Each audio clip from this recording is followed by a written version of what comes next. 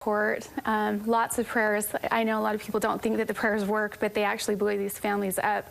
Our officers need our support. There's so much hate out there, and it doesn't make any sense.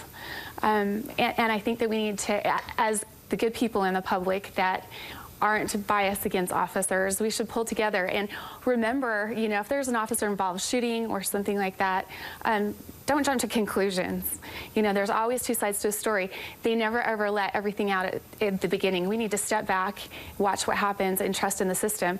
These officers don't go out and shoot people just because they want to. They don't leave their families every morning and say, oh, I'm going to shoot somebody today. They're not like that. It rips them up when they have to go through stuff like that, and I think we need to remember that as the community.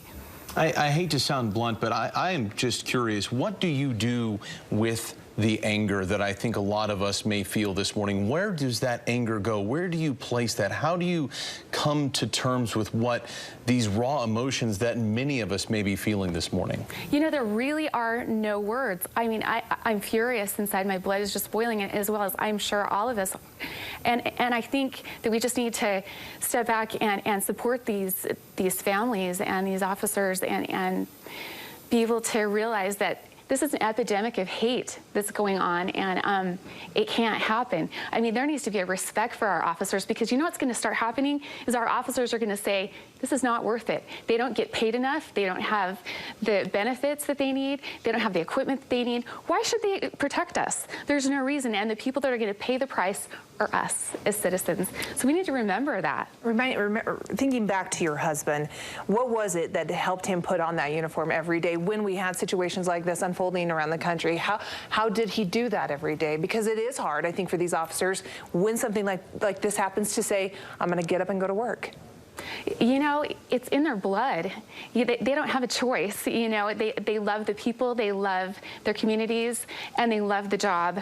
And they wake up every single morning, even on days like this where, you know, they just are so angry and so upset.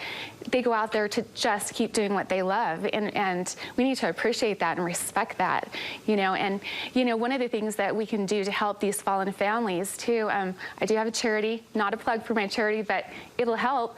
I need to get there. I need to get widow mentors there to these widows. I mean, we've got 5 widows. We've got children that are fatherless.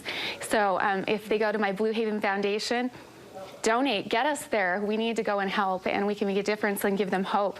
I know Shantae Johnson did that for me, and our widows can do that for others. I remember seeing you and Shantae together so much after your husband died, and I just imagine the conversation, talking to another family that's been through something similar helps to find out what are the next steps ahead. Oh, absolutely. You know, when Shantae, she showed up at my house 5 weeks after it happened, and she gave me a breath of hope, because I was like, you're 4 months out and you're still alive.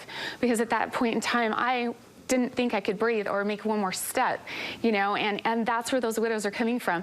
They don't know how to breathe. They don't know how to go on. I mean, their lives are shattered. Absolutely. The pain is so real.